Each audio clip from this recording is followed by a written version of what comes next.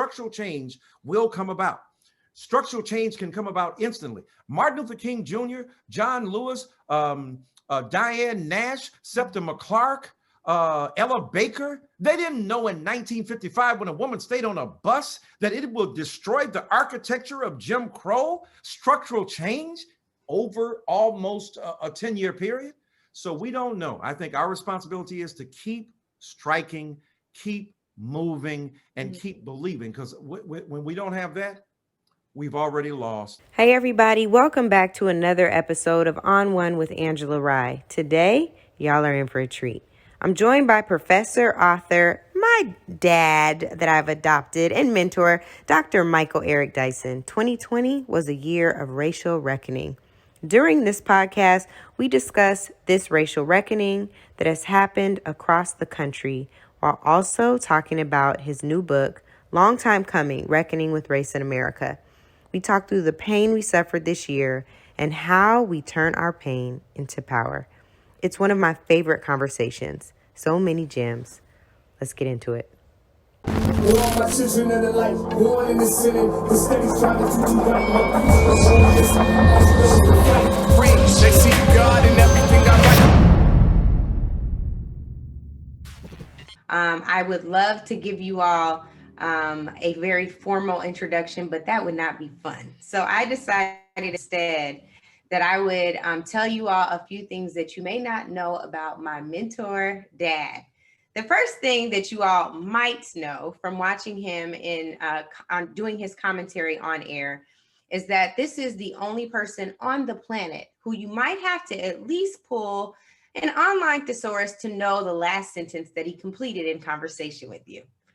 The other thing that I would say is, in addition to dropping bars in a sermon, he also does it in his books, in online commentary, in text messages, and everywhere else. And I would argue, even though he's written about Jay-Z, maybe able to get down with Jay-Z in a little freestyle battle. I would put money on that. Now, after the Nate Robinson fight the other day, I don't know if anybody wants to bet on amateurs, but Doc is not an amateur. I would also tell you all that he is the author of more than 20 books. And in addition to being an author, a best-selling author at that, he is shaping young minds now at Vanderbilt University. And I want you all to understand this title. He is the Centennial Chair and University Distinguished Professor of African American and Diaspora Studies in the College of Arts and Science and University Distinguished Professor of Ethics and Society in the Divinity School. And he, of course, will begin that in January. So in addition to that mouthful, we know that every single day, Doc is shaping young minds and old, and he has not forsaken us in this book. Long Time Coming, Reckoning with Race in America. And so I can't wait to dive into this with you tonight. Doc, thank you so much for asking me to do this. Thank you so much. I am so honored that this brilliant, extraordinarily intelligent and soulful woman who I love and who is my daughter and my mentee, an exquisite example of what our people hope for when they fought so hard to open doors of opportunity so that our brilliant children could walk through them. And as one of the most famous, one of the most gifted, and one of the most seriously committed young people that we have in this nation, I'm just honored to be in her presence, honored to have any small thing to do with her, and I'm honored she's here with us here tonight. Doc, thank you so much. I want to just jump right into what you see when you open this great book. It's very clear that you were so intentional and it's so creative in writing letters to those who are slain, some of them in the recent past and some of them a little further back. For example, Elijah McClain, who of course many of us learned about over this summer, Emmett Till, Eric Garner, Breonna Taylor, Hadiya Pendleton, Sandra Bland, and Reverend Clementa Pinckney. And I want to start with why you decided to pen letters to them. And if you can talk about the significance of the substance of the letters in the 5 chapters, the prologue and the epilogue, what drove you to write these letters to these particular victims in our community? Yes, ma'am. Well, I wanted to write to them and not simply about them. I Mm. didn't want to further objectify them. It's already strange that we only know their names Mhm. after they're dead, Mhm. right? So that they come to life for us essentially by means of their deaths and the Mhm. publication of their deaths and the publicity surrounding their deaths. And so I wanted to speak to them, our recently arrived ancestors, each of them, Mhm. with the exception of Emmett Till. And so I wanted that epistolary form, that letter form, so that I could pour out of my heart, so I could speak from my emotion. Being a light-skinned Black man born the day before Drake, you know that both of us have that sensitivity. And I Mhm. mean that seriously, right? When I look at Drake's music, when I listen to Drake's music, as a Black man of a particular orientation and understanding in the world, being perceived in a certain way, I Mhm. understand that, right? That's why I was a fan of his from the very beginning. I won't expose some of our fights and our disagreements about Drake here on There public. are some. I was losing all those arguments. She was clowning me on the text, y'all. But anyway, so, but I've been consistent in supporting that brother. But being that kind of emotional person who also understands you got to discipline those emotions and direct them in a more uplifting fashion, I wanted to use my brain, my mind, but my soul to identify with them, to talk to them, to commune with them. And I can say this to you because you're a deeply and profoundly spiritual woman. I wanted to commune with those ancestors. I wanted to hear from them. And by talking to them, to hear back from them in my spirit, in my soul, the affirmation that I would receive, the writing would go a certain way, feeling that, no, I don't want to say that, I want to say this, without making it hokey pokey and spiritualist. Needless to say that by speaking to them, I wanted to gain purchase on their own spirits, the communication that they could have with me, not speaking to the dead in a seance, but talking to them because they gave the ultimate sacrifice of their lives, often without intending to do so, making them martyrs in our tradition. I start with Elijah McClain because he wasn't as well known as the others. Mhm. But when you read that story, you can't help but know that this is so tragic that a Mhm. 23-year-old young Black man, one of his co-workers said he walked like he had a gold orb around him. Mhm. And, he may have been on the spectrum. He obviously was a beautiful, sensitive young man. He played Mhm. the violin to pigeons and birds. He wouldn't hurt a fly. Albert Schweitzer's notion of reverence for life. He's like Albert Schweitzer as a young Black kid. And right outside of Denver in Aurora, here he is walking home from a convenience store. And which always seems to be a horror for us, right? These Yeah. convenience stores. Yes. And I mean, my Lord, it's like a scene from Get Out or something. Mhm. So he's walking home. Somebody calls the police because this is before COVID. He has a ski mask on because he easily gets cold due to his anemia. Right. So he's walking along, whistling, having fun, and then the police pull up on him. And it gets violent, unnecessarily so. He says, please respect my space that I am speaking. I love that formulation. I'm Mhm. speaking recognition. I'm speaking space. In the beginning was the word. I'm creating Yeah. an environment for you to understand. So he talked about that. They treated him like an animal. They chokeholded him twice, chokeheld him twice. Mhm. He passed out 2 times. Then they came with the ketamine and put some drugs in him. 1 week later, he was dead. And it Mhm. was horrible. So that letter is to Elijah McClain. The next letter is to Emmett Till. Y'all know he's the But 14-year-old boy. Doc, real quick, I want to stop you about Elijah McClain because I want to be honest with you. When I opened the book and I started with that letter, the very thing that you reference in the book is what I experienced. I was like, I can't handle the heaviness of this again. We're still in the middle of COVID. We're still disproportionately dying at the hands of COVID. We're still wrestling with people about whether or not defund the police is too strong when we're just trying to say we're trying to shock your conscience to stay alive. Right. I have to read this story again, I know. And I literally had to wrestle with myself to because I'm like, I don't want to relive it again. And to your point, like there's this tenderness about him that everybody talks about that you get from what he decides to say back to the officers. It's not a fight, it's a plea the entire time. Unlike some folks, right? Where there may be a wrestling and they surrender. He was in surrender at the beginning of the interaction. Yes. And that trauma that you talk about in the book, where you're like watching the videos, you know, seeing the hashtags, like how many times do we have to relive this Black trauma? So I'm like, well, Doc, why are you taking us through this? But what I feel like, you know, you were trying to do in the spirit of really everything that you write is, I'm going to give you this harsh truth, but I'm also going to end with hope, and we will get there. But I really want to know, you know, how this type of work, you writing it, how this type of work, us reading it, gets us to healing. Right. That's a great point. I'm glad you raised that.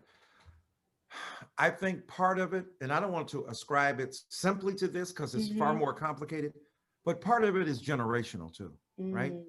I came up in a time when we didn't have a filter, when we didn't have the legitimate self-care that the younger generation has taught us, right? I mean, a lot of old people, we clown the young people. Oh man, self-care. Martin Luther King Jr. had no self-care when he's trying to get a speech and out on the road. Dadgummit, he should have. Dadgummit, if somebody had applied that to him when they opened his chest at his autopsy and discovered that this 39-year-old man had the heart of a 60-some-year-old man because of the stress, because of the heartbreak, because of the enormous death threats. So there should have been some self-care, right? And the forms of self-care that were adopted were probably self-destructive.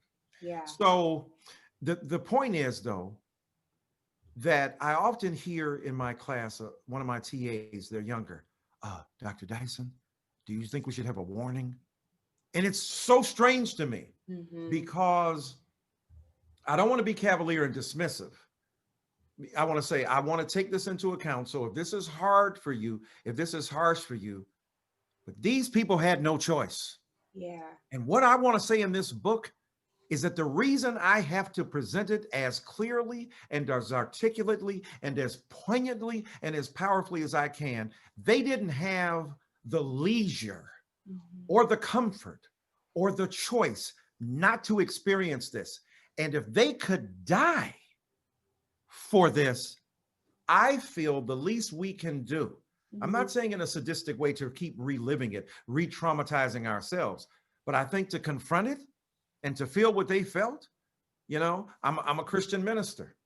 We, every Sunday morning, he died. Yes, he did. Every Sunday morning, they're talking about. Now, once that you can say, is this sadistic Christianity? Maybe.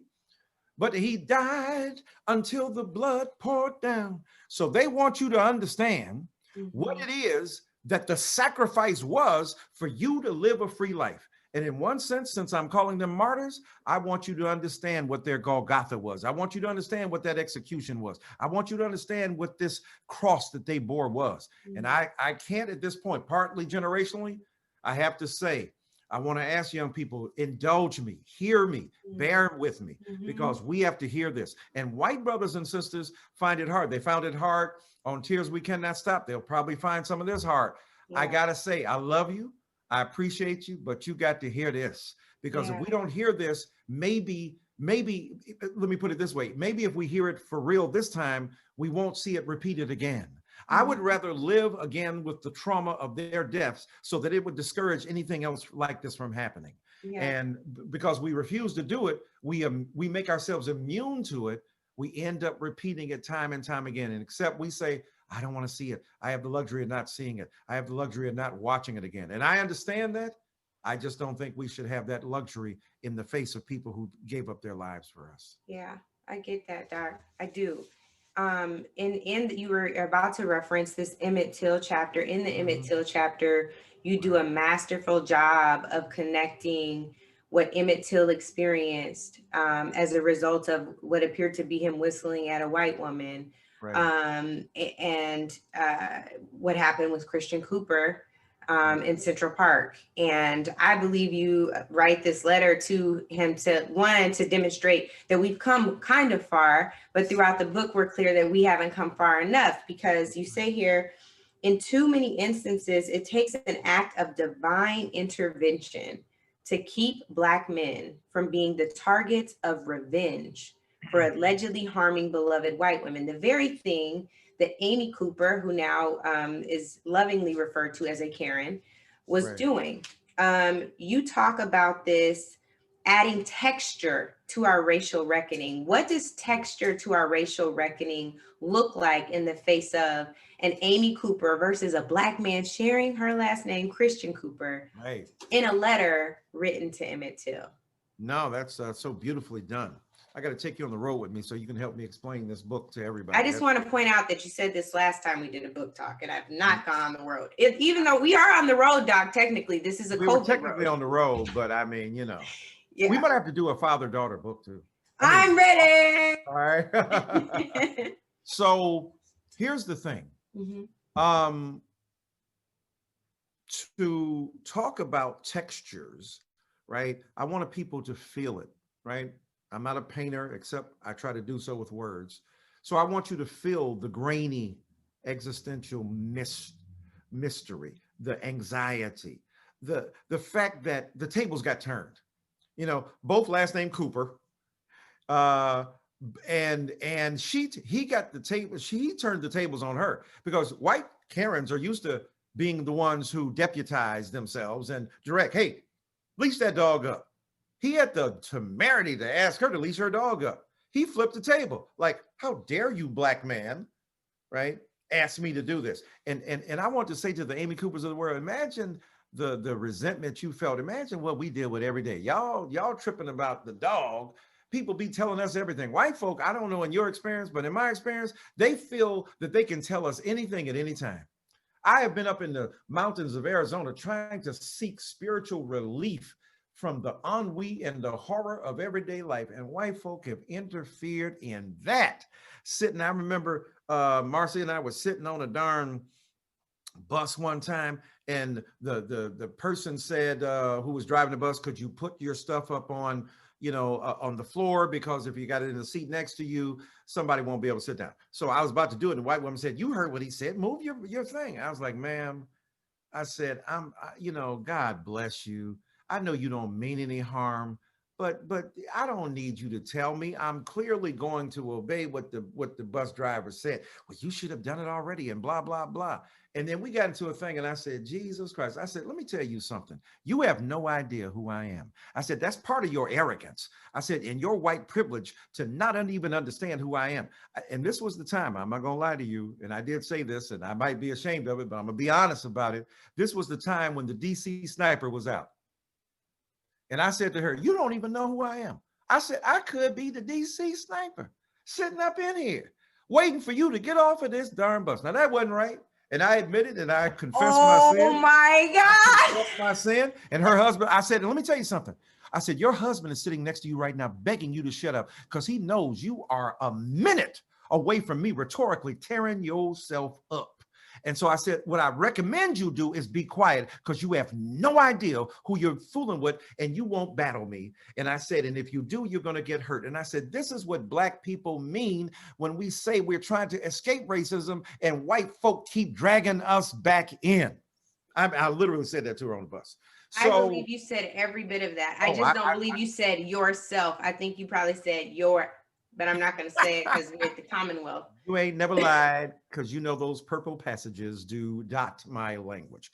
So the thing is that he flipped the script, he turned the tables, and yes, in one sense, Emmett Till, 14 years old, dying because a white woman named Carolyn Bryant, who admitted at 83 years old, a few years ago, I was lying. I just made that up.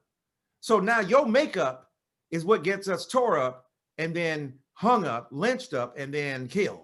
Yeah. And so I did want to link Emmett Till to Amy Cooper and to Christian Cooper. And I also wanted to link him to Ahmaud Arbery as he was being hunted down like an animal.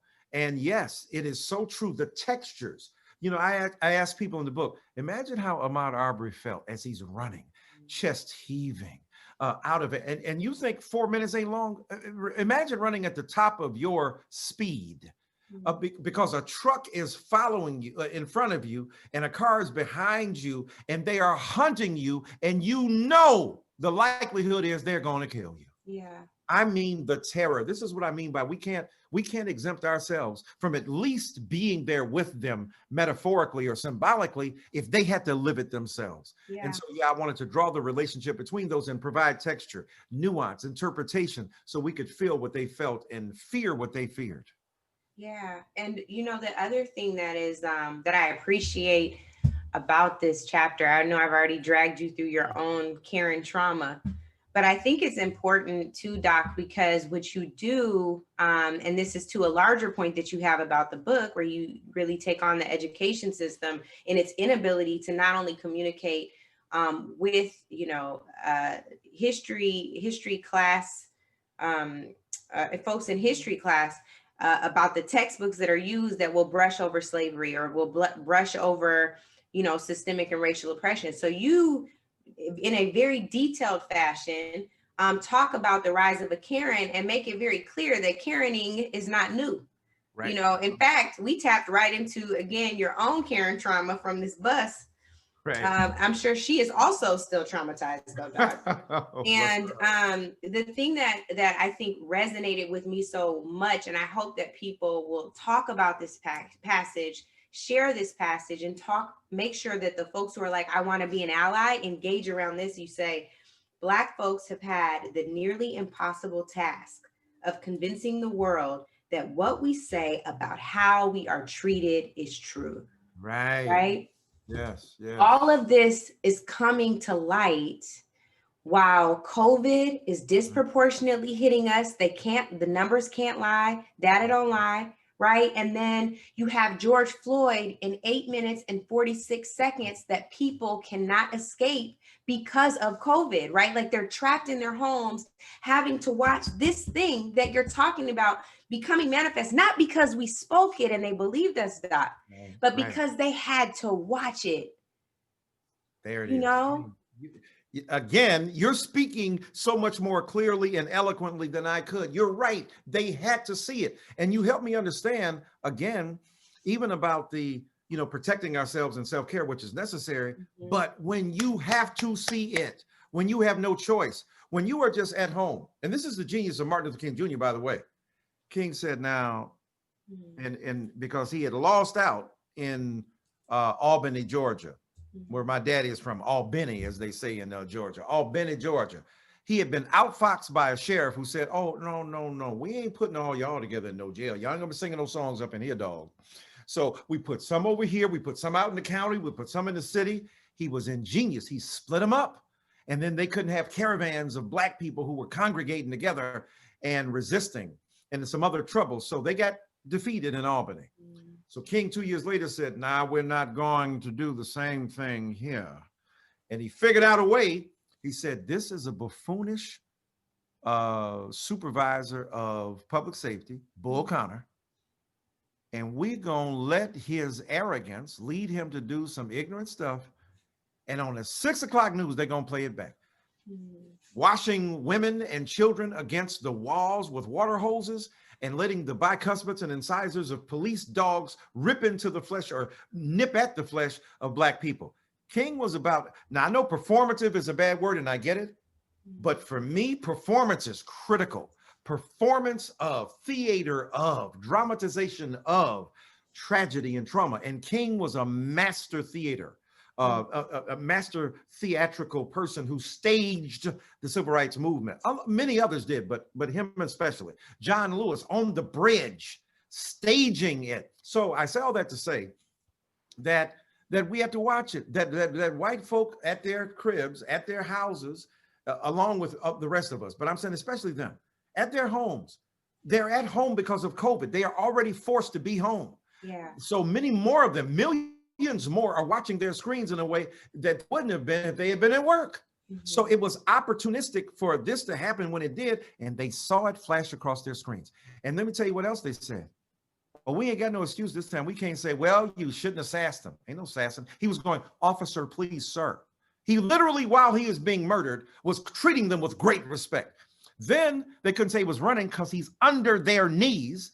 Then they couldn't say he was resisting arrest. He was right there. Yeah. And then they couldn't say he presented a threat because they had him under control. So every excuse white people had ever used fell, melted in the face of George Floyd. I think because of COVID, and they were empathetic to us to a degree because black and brown bodies were far more susceptible to this than white bodies. And then white folks said, are you kidding me? Do black people have to deal with this on top of COVID? Now, we knew the police weren't going to suspend their agony and their hatred of us just because of some darn virus. We knew that was going to happen. But for white folk, they were going, this is too far.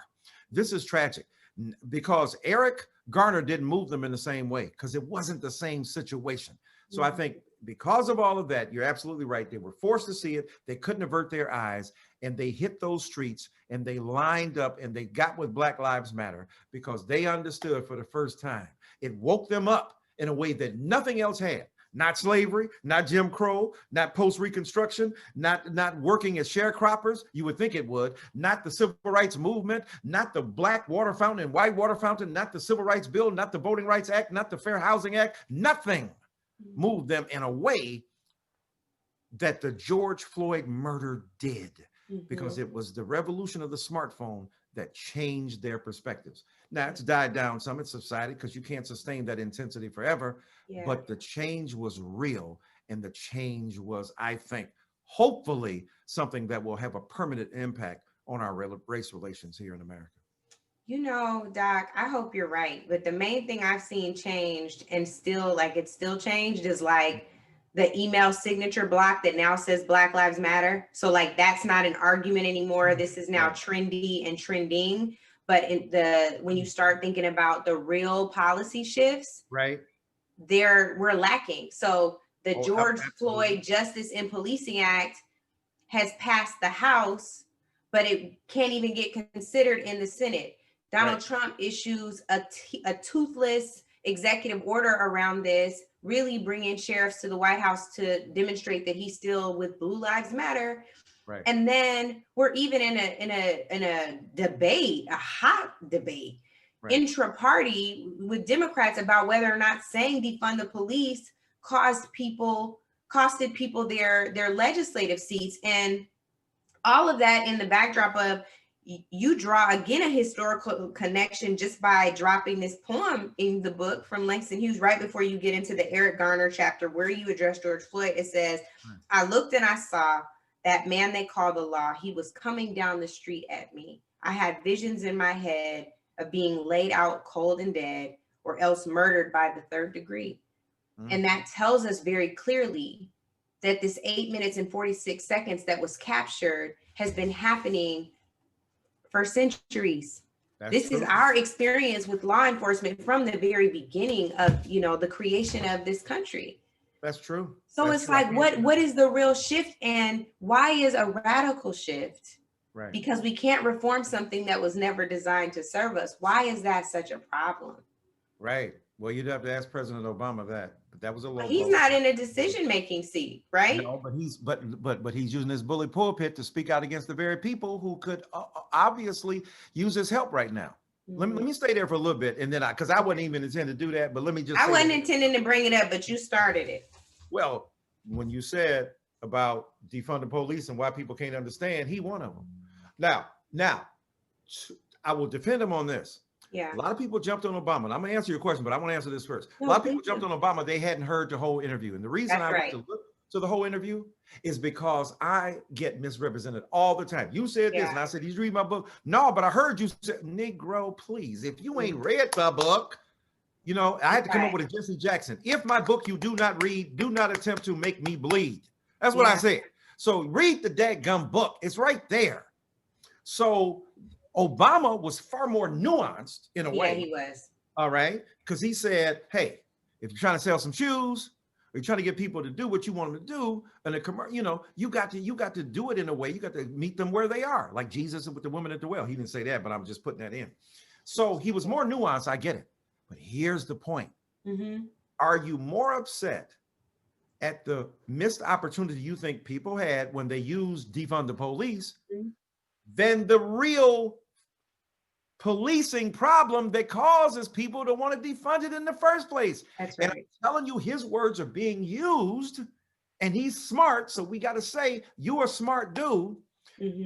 Your words are being used to lash out against the people who are trying to find the most reasonable fashion of trying to not reform a police. Like you said, we ain't trying to reform that. It was never meant for us. Defunding ain't even mean what most people think it means. Because if you ask it a different way, and this is Obama's point, and I agree with him here, if you ask him in a different way, hey, do you want the police to continue to kill Black people? Oh, no. Do you want them to show up and hurt and harm mentally ill people? Well, no. Do you want police unions out of control with all their dough to continue to deny the legitimate reformation that could come if they would agree to some of these? Well, no. Then you defunding the police too. Because what it means is we're going to take money in one section, put it in another. See, so what we've done is we've collapsed the distinction between police and public safety. They ain't the same thing, dog. Police are people who deal with public safety. Public safety is critical. And what Obama understands, and Jim Clyburn too, let's throw him in there. What they understand, as Ras Baraka does, Ras Baraka now out in New Jersey said that defund the police is some bourgeois Negroes who ain't living in the hood, homie.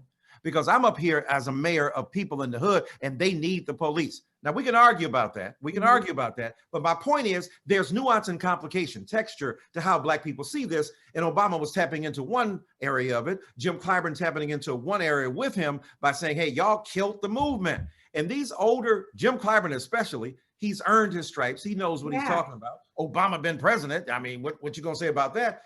So I understand, as I put it, do you want the commercial or the product? Right? If you get the commercial, but you ain't got, hey, I looked at the commercial, it was great, but they didn't send me through Amazon or wherever you getting them, my shoes. So the commercial was there, but I ain't got the shoes. Or do you forget the commercial, just get the shoes, the product? Do you want the commercial or the product? And I understand Obama at that level, but here's the problem. I respect people who talk about defunding the police, whether it's Angela Davis in a much more sophisticated fashion than some people have talked about it. Yeah. Because they understand that defunding means we got to put $150 million like LA police did into other arenas, especially into mental health care. San Francisco, maybe $100 million. New York, the same. So the point is that when we say defund, yeah, there could be a different language used. And I think the left has to stop being so hypersensitive as well in this sense. If you know you want to do something and all you got to do is change a little bit of the language in order to articulate it, don't be pissed. Don't be so purist like, oh no, I must hold to the notion of defunding. Why don't you find a different way? See, this is part of the privilege of some people on the left. When we grew up as Black people, we look, I don't care if you call it hookah babuka. If it's called hookah babuka, but you giving me what I need, I'm down with it and I'm riding with you. So I say all that to say that it's extremely important for us to understand that, yes, that we have been dealing with this 8:46, and really it was 9 minutes. Now they've done another analysis and it was longer than 9 minutes, but 8:46 is totemic. It's symbolic, and I get it. So 8:46, here we are. We've been dealing with 8:46 from the beginning, since 1619. We've been dealing with 8:46, but this is what I know. Every round goes higher and higher. You're doing the same thing, Jacob's ladder, you're climbing, but it's getting different. Repetition is key to Black life. But every time you repeat it, every verse you repeat, and every time you repeat it, you add nuance, you add color, you add tone. And this is why I'll end by saying this. It is important to me that yeah, we've been dealing with this from the very beginning. And we've been dealing with this for a long time. That's why the book is called Long Time Coming. But we don't have, I think, the right to give up at this moment when the people who got us here worked so hard, regardless of what they saw. And you got to think you smarter than them in order for you to figure out, well, they didn't know this. Dude, they were there, they were living it. Yeah. So when I see people, I'm not my ancestors, damn right you ain't, because you ain't made of that, homie. You ain't got that kind of wherewithal. You don't know how to be that strong. Yes. Those gray-haired men that you get mad at and you call them Toms because they had to stop on the side of the road and the cops treated them like boys in front of their children, or their bladders are messed up. Like, I'm 62 years old and I used to ask my father and mother, why can't we stop? We are leaving Detroit and going to both Alabama and Tennessee, and everybody else is stopping to use the bathroom. How come we can't stop? How come we got to use the mason jar under the car? How come we eating sandwiches out of the darn brown paper bag and we can't stop at the friggin' store? Right? And I was a kid, I was like, this is wrong. I don't understand it. So I'm saying that we'd have to contend that they were stupid or ignorant or ill-informed to believe that they got us this far for us to now give up and go, well, damn, it's been too hard. It's going to be, we facing this again. This is the story. And if this is the story, we know where we're up against that, then we have to fight even harder, because this is what I do know. You never can tell when history will erupt. You never can tell when God will move. Look, in Birmingham, in Montgomery, Alabama, and as you know, December 1st, Rosa Parks sat on that bus, and 381 days later, whenever it was, when the Supreme Court ruled that segregation would no longer be on the bus, you know what somebody said in the audience? God Almighty has spoken from Washington, D.C. So the beauty of it is you never can tell when history will erupt. You don't know. And my Bible tells me, since I'm a preacher, one person gonna plant the seed, another person gonna water it, and God gonna make it grow. So my point is, my responsibility is to plant seeds, write books, preach sermons, tell truths, even if it looks like it's dark. Ain't nobody listening. God dang it, they don't even want to hear me. That's not my worry. My worry is to continue to plant seeds, because structural change will come about. Structural change can come about instantly. Martin Luther King Jr., John Lewis, Diane Nash, Septima Clark, Ella Baker, they didn't know in 1955 when a woman stayed on a bus that it will destroy the architecture of Jim Crow. Structural change over almost a 10-year period. So we don't know. I think our responsibility is to keep striking, keep moving, and keep believing, because when we don't have that, we've already lost, and the war will be over, and the people that we have loved, that who produced us, we will have failed. And I don't want to fail my ancestors. I just don't. Well, I have to tell you, so they want us to start asking audience questions, but I got some more questions first. Okay, thank you. Which means, Doc, that you cannot be at the pulpit. You got to answer my book questions, because I got questions about every chapter. I'm gonna try to weave them in with some of the things that other folks want to ask. But yes, ma'am. I'm gonna limit myself. This is, to me, was another like paradigm shifting moment in the book. We talked about the Karens and how that's not a new idea. You also, in the letter to Brianna, talk about the theft and looting did not end once Black folk got to North America. That's right. The routine theft and the uncanny connection to literally why they've alleged Breonna Taylor died, which is to speed up gentrification in the neighborhood, is yet another form of Columbusing, right? Which is also known as gentrification. Right. But they will literally kill to get the property they want, whether that property is our physical bodies or our real property, right? Like, that's great. Talk about when you refer to the tools of white leisure and greed. Yeah. Talk about how we deconstruct that in 2020, when people allegedly can see a whole lot more clearly now. Right. How do we finally start unraveling from that? That is truly in our DNA. We are postured to martyrdom, as you talked about. We are postured to be taken from and just say, that's just how white folks are. How do we shift out of that in this year? Yeah, no, that's a great point. 3 weeks we have left. Yeah, I'm gonna try to be very brief, because that's such a brilliant question. Look, they've been stealing us from the very beginning. When you talk, we are the loot. We are the loot of your imagination. We are the bounty, the booty, B-O-O-T-Y, that you stole from another nation, from another country, and you stole from us. You stole our futures. Yeah. Appropriation is a form of theft, right? When you steal our culture. that beautiful Dr. Dre and Beats commercial. You like our culture, but you don't like us. We've been saying that from the giddy up. Greg Tate, the critic, said, you want everything but the burden of blackness. You don't want the burden of it. You want everything else, right? And so for me, they have been stealing our futures from the beginning. Stealing Breonna Taylor's future is literally a metaphor for what's been going on from the get-go. In enslavement, when they're stealing our labor and stealing our future and stealing our intelligence and stealing our design, stealing our imagination, stealing our breath, our bodies. And so still doing that. When they stole Breonna Taylor's life, when they stole Ahmaud Arbery's life, when they stole George Floyd's life, this is an ultimate act of theft. And how we resist that, I think, is to point it out. That's why, you know, it's hard for me to get upset when people talk about how y'all out here looting and we talking about killing a building, killing a door hinge, burning it. Now, if it's your building, I'm not mad. I understand some people lost their property. I'm not trying to justify that. But I'm saying if you compare the loss of a building to the burning of a building not made with hands, excuse me for preaching, talking about this body of ours, and you burning that down and you killing those folk. Martin Luther King Jr. said, don't ever ask me again to speak out against these people rioting in Watts while the American government is just as violent and if not more so. So my point is how we deal with it. Yeah, you told us about looting. I tell you, that's a bad thing. But what's worse is how we've been looted. And you continue to loot us. Charles Keating is a looter.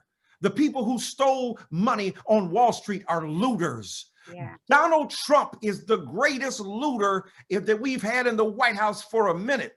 So my point is, let's use this opportunity to reflect about what real looting is, what real loss of life is, how we reorganize the logic of democracy by using the example of Black bodies and Black appropriation and Black death and Black theft and a Breonna Taylor, as you said brilliantly, the Columbusing of the discovery of something that's already there, you acting like you discovered it. Right? And gentrification, which is the attempt to impose upon neighborhoods that you have sacked of their value, you deliberately bleed them of their wealth, and then you suck the blood out of them, displace the people, and then move in a vicious way to overtake those communities to make them of greater value than they were when the Black people had it. So that's what we got to continue to do, continue to acknowledge what it is, and don't be falling for the okie doke. And then Black people go, yeah, it's wrong to be out here with looting and all that stuff, and missing the major point. We are the example of white theft and loot. Yeah, we truly are. I want to ask you this question because it's talking about the strength of Black women, and you're always so great, Doc, at commending the strong and powerful Black women in your life, including your daughter and the lovely Mama Marcia, who I call Mama Marcia, your bride. We have a question. It's clear Black women are why Joe Biden won the election. Absolutely. Despite centuries of misogyny in American culture, how can we all do our part to uplift the voices of Black women? I mean, we're looking at an example. My beautiful, brilliant daughter here, Angela Rye. And let me tell y'all something, and I hope I'm not speaking out of term here. You know, when people ask me, say, man, did Angela Rye, has she always been like that? First of all, she always been this way. Like what you see, she ain't faking. Like that ain't no joke, dog. When one person was looking at her and when a million look at her, she been real from the beginning. We have partied at a Jay-Z concert. We have stood in church together. This is who she is from the very beginning. But she maintained her commitment and her decision to have a certain kind of integrity and a certain kind of behavior in the world. This is what Black women do. They maintain, you know, what they say, character is what you do when ain't nobody looking at you. The integrity of Black women is even more tested. What do you do when the world is looking at you? Not just when ain't nobody looking at you, when the whole world is looking at you through a distorted lens. And what Black women did, look at the 1-2 combination. You got old Black men, like older Black men, like Jim Clyburn, who might as well be Moses coming down from the mountain. The Lord has said, these are the 10 commandments. Joe Biden, he just, like he saved that dude, right? He saved Joe Biden. He definitely did. He saved that boy. Whatever you think, Jim Clyburn, he saved him. Definitely. And then Black women said, oh, we got it from here.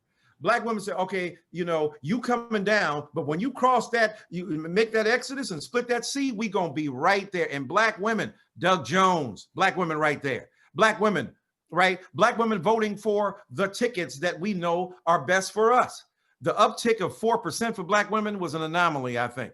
5% for Black men. 13% of Black men voted for Trump in 2016, 18%. Now, part of that is bravado. Black men want to identify with a dude who's got swagger, crude swagger though it is, forcible swagger though it is, borrowed swagger that Donald Trump has. His own wife don't even want to hold his hand. She probably wanted to hold Obama's hand too. But anyway, so the thing is that the kind of crude swagger and the kind of masculinity that some Black men prefer, they didn't want to vote for Kamala Harris because we are sexist and misogynistic too. And some of us don't want Black women being in control any more than anybody else does. But when you look at it across the board, Black women voted in the 90s still for Joe Biden, certainly for Barack Obama and Bill Clinton and the like. They've saved us on local levels, down ballot. They have showed up. They have organized. They have done voter registrations. They have stood up for Black men. And this is especially acute. When you look at the people who have led the fight to defend Black men, it has been Black women. Yeah. And for Black men to turn around, bitch, hoe, skeezer, slut, hood rat, chicken head, shawty, and the thing, I'm just saying, look, stop, dude, at a certain level, stop. We understand it in the mix of aesthetic expression and you having fun and stuff, but at the end of the day, Lil Wayne got a little bit too real for us. Oh, so you can call women the B word, but you hang with a guy who shows that you the real B. Who is the real B, homie? It's you. I'd rather push flowers and, and all that stuff he's talking about. Rather be underground pushing flowers than in the pen sharing showers. All right. Well, you were in a pen with Donald Trump, and that's the kind of shower you were sharing. So the point is this, that Black women have from the very beginning been a strength, a backbone. There is some Black male resentment. Black men say, wait a minute, Black women in a patriarchal culture, the greatest threat to another patriarch is another patriarch. So that Black women get an easy way. They ain't got no easy way. They got to deal with the nastiness of white supremacy outside and then come home to deal with the bruised ego and the fractured spirit of a Black man who they have to help put together even as they fight their own demons. I tell you, I love and support Black women. I wrote a book when it wasn't popular called Why I Love Black Women. That wasn't no thing to do. And I did it because I wanted to celebrate the ingenuity, the power, the insight, the intelligence, and the creativity of Black women. Doc, so here's the thing. I also want to get to this because I feel like it is a really good tie-in to where you just were. The second highest percentage of people who voted for Joe Biden beneath Black women were Black men, right? And yet and still, we're acting like that's not the case because there was some minor percentage, right, that went across the aisle and voted for Donald Trump. You address in your letter to Hydea Pendleton cancel culture. Yeah. Can you for a moment just drill down on how the cancel culture, even if it originated from us, right? Even if it did, how does that framing actually put us in greater harm because it means that there's even less unity in a community that is not monolithic at all, right? But creates even a further divide. Like, well, you talk too basic even though you have 3 degrees. Well, you talk too bougie and high and mighty even though you have 1 degree. You don't talk to nobody because you said don't talk to nobody. Like, you know what I mean? Like, we have a gazillion reasons why we cancel people. None of it is Christ-centered because it's not long-suffering. It's not loving. It doesn't give people an opportunity for redemption. How do we get out of something that has keep talking. I don't even want to answer that. Keep talking. You are preaching, baby. I want to know. Keep talking. How do we get out of something that is spiraling now beyond our control, right? Like, and it's going to cause us more harm than good because it goes back to the same concept you were just talking about the purist mentality that none of us can hold because we're all fallible human beings. My God, you said it. I ain't got nothing else to say but amen. And let me add this very brief thing. Yeah. See, as you pointed out brilliantly there, The cancel culture ain't, yeah, it started with us in Black Twitter. Now, what is Black Twitter? Y'all, you know, Jay-Z said, y'all ain't get no check when Jack get that check. Y'all ain't got no money. I don't know. Black Twitter. All right. But that's just how dominant we are. Even when we don't own something, we own it. That's beautiful. That's powerful. But in the real world, you know, as Marcia points out all the time, oh, you mad at Black billionaires and the people who've done the thing, and you mad at Black people who've been upwardly mobile. You're on a billionaire's platform talking about you are radically other than, you know, interested in capital. Now, you could use the master's tool to undermine the master's house, but the point is you own a billionaire's platform, Zuckerberg and Facebook and Jack and Twitter. What you think you doing? But you're purist because you don't examine your own practices. I'm not suggesting that people shouldn't have serious critiques of things, but I'm saying the hatred that I see in cancel culture is destructive to me. And let me tell you what, it might catch you every now and again, a Harvey Weinstein or Bill Cosby or R. Kelly, but for the most part, it's parallel. It's horizontal. We canceling each other out. And some of the Negroes, some of the people, some of the white folk, indigenous, Latinx, whoever you want to cancel, you got to uncancel them. I remember when they canceled Whitney Houston. Oh, she too bushy. She too that. And then it found, Whitney Houston bushy? Oh, yeah, okay. Bobby Brown and her, and then they were like, oh my God, we had to uncancel. She is showing up, super sister behind the scene.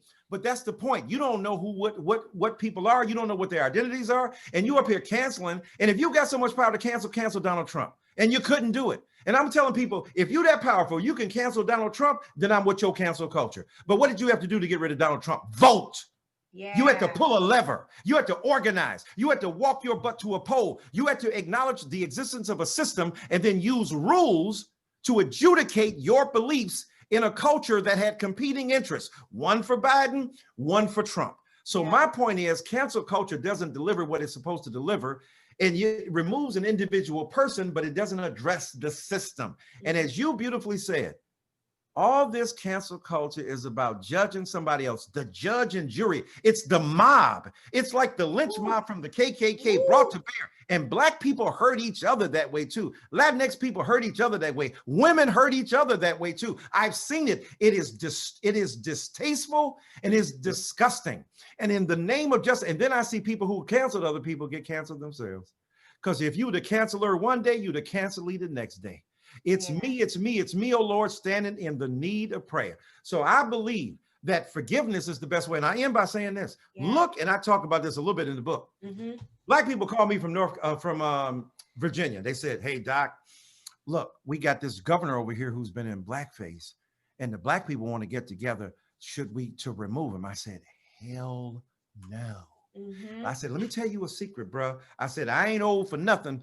Let me tell you something.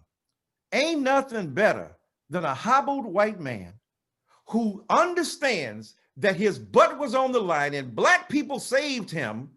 He gonna do more for y'all than a white man that you would put in his place who would go, I've never done blackface. That's what he was accused of doing when he was 20 years before, when he was in medical school. Was it ridiculous? Of course. Was it racist? Yeah. But my God, he was younger by 20 years. Where is he now? What's he doing now? And what have you done for me lately? So here's a guy who, because he was forgiven, was grateful.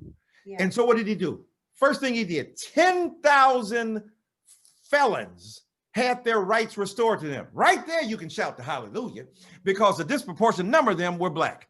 Then he went on to deal with healthcare and about 5 or 6 other things. And I'm saying, because he was forgiven, because he was allowed to come back. Don't call it a comeback. I've been here for years. Because he was allowed to make a comeback, he allowed us to make a come up, because we came through for him.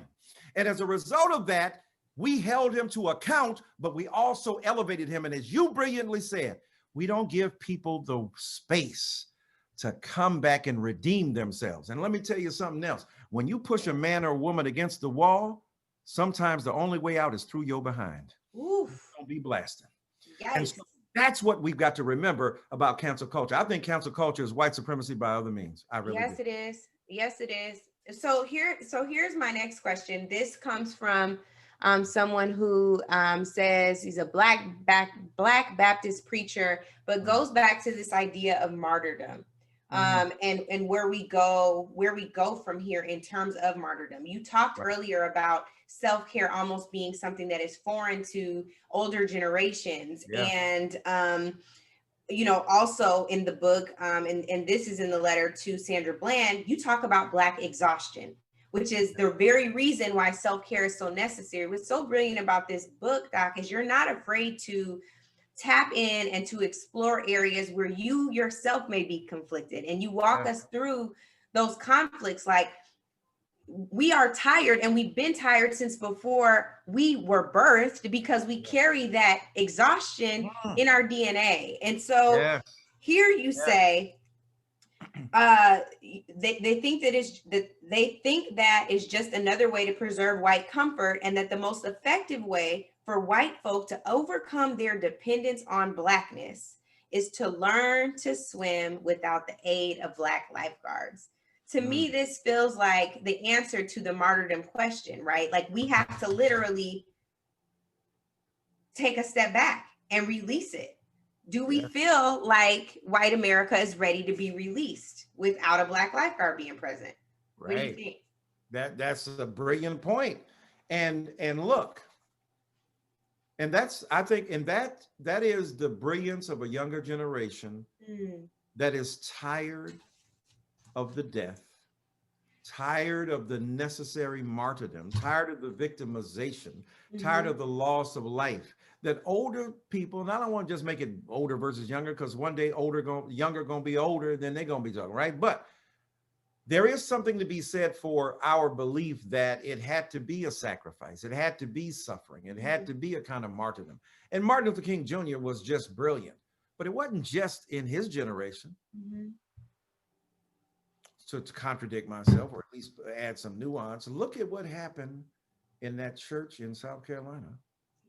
When Reverend Clemente Pinckney, named after Roberto Clemente, the great baseball player, Puerto Rican, his mama named him after her. And when they got killed, before their bodies were cold, Black people were forgiving them.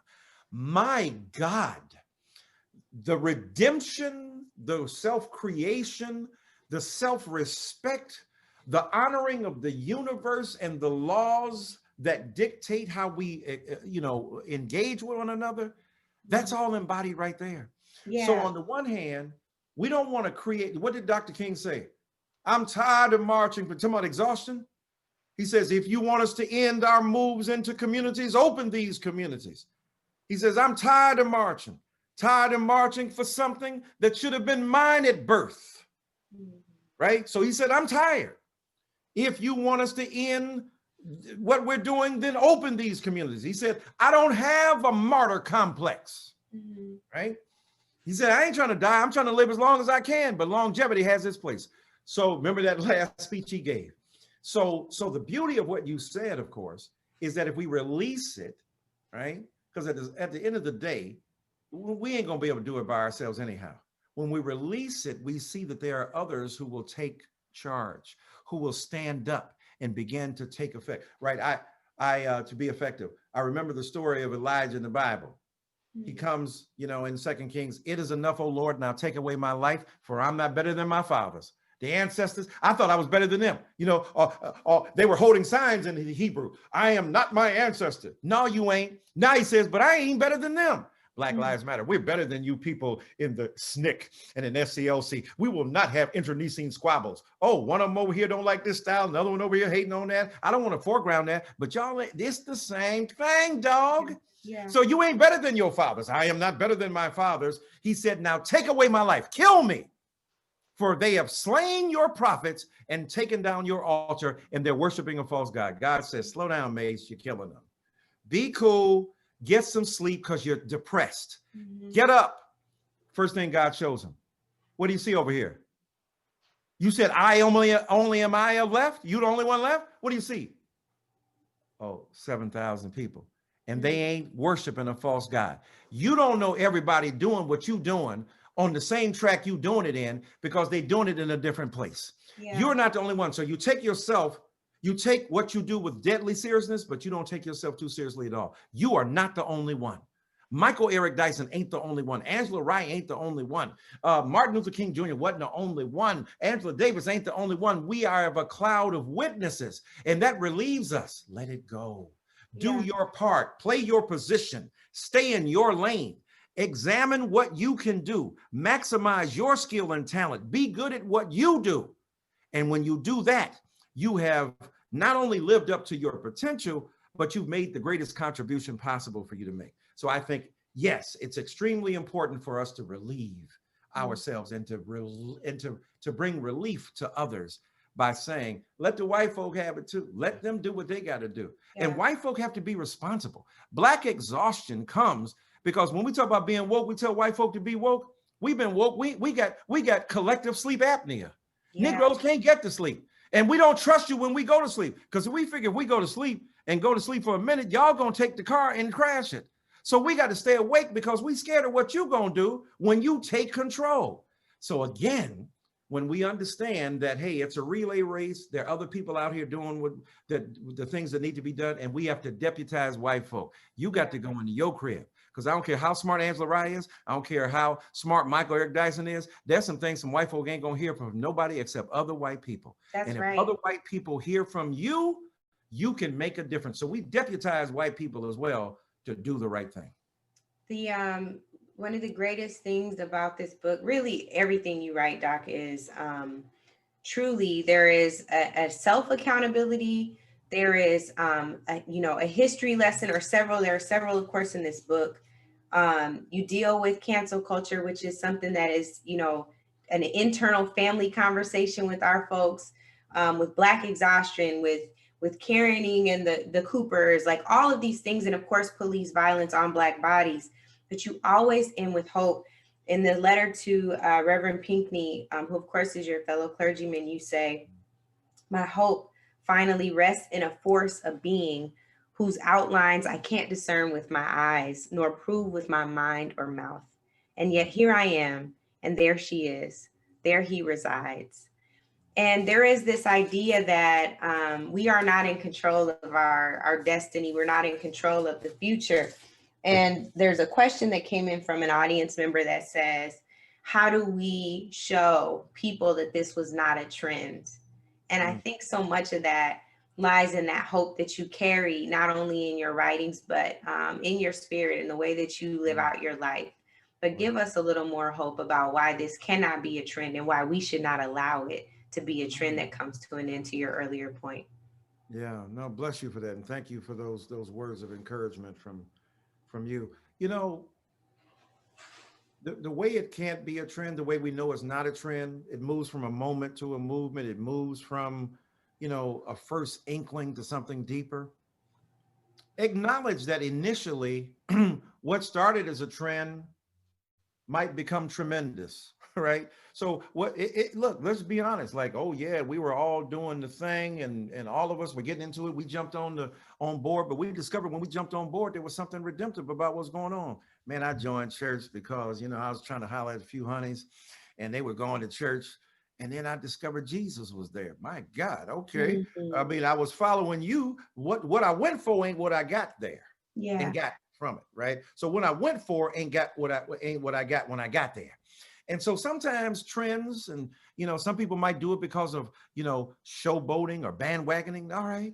You meet people where they are. Jesus said that, when he went up to talk to the woman at the well, he didn't give her no theological sermon about changing your life. He said, can I have a drink of water? So then when she gives him a drink of water, they start talking and have a conversation. And then the real purpose of the engagement becomes revealed. So whatever starts as a trend, fine. If certain white people jump on because they think it's the right thing to do, great. If they use Black Lives Matter as a trend, powerful. If they put it on their t-shirts, thank you. Because maybe after you left that and you look up one day and saw that t-shirt and go, and you saw that email and went, and you saw what people are willing to die for, and you come to it lately, but now you understand, like Paul in the Bible out here killing Christians, and then one day has an experience en route to do some hateful, horrible things. So I believe that each person has to play out his or her destiny. You got to get in where you fit in literally. You got to come to an awareness of who you are as you do. A lot of people will be mad at white people. Are y'all just now being awakened by George Floyd? We could spend a lot of time worrying about that. The problem is that if we do all that, we lose the opportunity to exploit their awakening. Now that you're awake, do this. And as I talk in the book, there are many levels to this. As Meek Mill say, there's levels to this ish. So first of all, you got to be an ally. How do you do that? Well, you got to read and study. That's important. Then beyond that, you got to practice it in your life. Then beyond that, you got to take it to your corporate world and to your families and where you live. Then beyond that, you got to deal with systems. Every word that ends in system, you got to examine. Criminal justice system, healthcare system, public education system. Systematic racism means dealing with the perpetuation of legacies of inequality through systems. For me, where hope comes in is what Howard Thurman, the great mystic, said. He said, never reduce your dreams to the event you are experiencing, whether it's divorce, whether it's children ain't obeying you, whether you breaking up with your friends, whether the institutions that you participate in don't recognize your worth. He said, don't reduce it to that. Then he used an example. He said, our slave foreparents had an imagination. They couldn't even imagine us in their imagination, but they did. They conjured us. He said they imagined stuff way beyond their ability. He says when they were looking at the long rolls of cotton and the rawhide whip of the overseer, they had two choices: become a prisoner of the event or become a prisoner of hope. I choose hope. And when you choose to become a prisoner of hope, that means you got something against the evidence. Ain't no reason for it. Ain't no reason to believe you could do it. Look at Joe Biden. My God, you ran for president 3 times. You're 77 years old, now 78. You a has-been. Ain't nobody studying you. You got caught the first time for plagiarizing. The second time you said a Negro was sharp and so clean because you were listening to Outkast. They didn't know you had an underground hip hop collection. And then you out here, homie, and you're a vice president. You're Ed McMahon. You will never be Johnny Carson. You will never be the guy.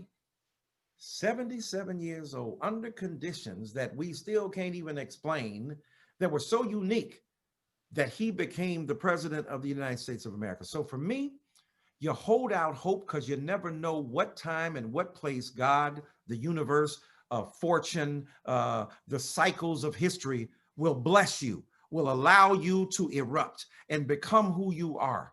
And all of us have to have that hope, that possibility. I don't believe in optimism. Optimism is a shallow virtue, according to Reinhold Niebuhr, the theologian. He said hope is deeper because even when ain't nothing there, you believe something gonna be there by the time you get there. That's what hope is. I'm a prisoner of hope. It may be goofy, it may be whack, it may be sorry to some people, but I believe with that hope, we can transform the world. Because I believe what Joe Biden did, and I don't believe in, and I'll end by saying this. When people say, oh, God put Joe Biden in, I don't believe in none of that. Let me tell you why. Because if you believe Joe Biden was put in by God, you got to believe God put in Donald Trump. So if you going to believe, what, God took a 4-year vacation and wasn't God no more? Or you believed, like some of our brothers and sisters do, that God used Donald Trump to punish us. Is God that kind of parent that he going to whip you for 4 years, that she going to whip you for 4 years and put you down? And no. This is what I believe. God articulates principles that should be met: justice, freedom, the belief in humanity, the decency of the other. Our ability, our responsibility is to match the person with the ideals God gave us. Yeah. So God ain't, it don't make no difference if it's Joe Biden or Kamala Harris or Donald Trump. If you believe that, God doesn't give individuals. That's why Paula White was wrong. God told me that Donald Trump is going to be president. No, baby, you got a bad theology. The theology should be God has articulated the ideal norms that should prevail. It's your responsibility to find the person who matches them. Don't be putting that on God. That's on us. We have to do the work. So I have hope that we will continue to manifest a belief in a universe that continues to reward us, because we are faithful to the ideas that if nobody else believes them, we do. And Black people, we have changed this world. and we will continue to do so. I love that. Dr. Michael Eric Dyson, everybody. I know you have the book, but get it for your family members. This is an incredible, incredible read. I love my mentor dad's brain. I feel like I'm connected. I feel like spiritually I get it. And that's why our book talks are always so good. Y'all, our text messages look like that too. Don't be jealous. But in the meantime, Michael Eric Dyson, long time coming, reckoning with race in America and true to form. Of course, there's a Sam Cooke reference here too, in case y'all missed it. He loves music, y'all. But Doc, thank you. I love you. I am uplifted. If this was Wednesday night, it would be a Bible study that I will take my spiritual growth on a Thursday too. I needed this today. I hope you all are blessed. I hope you are uplifted. I hope you have learned some things because I know I did. I love you, Doc. Love you too. Thank you so much. The great Angela Rye, you blessed us tonight. And this is why I coveted your doing this, because you pull stuff out of me that I didn't know was there. You shape me in a certain way. You discipline me. You make me shut up and then listen to this different path, and you direct us. And you do this not only for me, but for so many of us. And to be so young and I'm so old. gifted. I'm 41, Doc. You are a child, okay? You are young, okay? 41, my God, I got shoes on. But you are so gifted and so young and yet so committed. And we thank you. I thank you on behalf of America that loves you for what you do. And thank you for doing this tonight as well. Ooh, dang, we didn't even get to, you just said American. And I'm like, we didn't even get to the My Fellow American stuff. Oh, That's you guys. all right. That's a teaser. You guys, check out the My Fellow Americans bar. Drop by Doc, the whole passage, the unpacking of what it means to be American as a Black person. I want to see that in my comments on social media. I want to hear from y'all. So I know you read it. Let's have an informal book club. We all stuck in the house anyway, because people won't wear masks. So please join me in that, and let's keep asking Doc these tough questions. Thank you all. For those of you who do not get your questions asked, please don't hesitate to reach out to him on social media and keep rooting him on as he goes through this press tour and sells these books. This is incredible. It needs to be a read for every high school, for every college. Like, you guys, seriously, get this book. And thank you so much to Commonwealth. We appreciate you all. Yeah. Thank you all. Thank you, baby.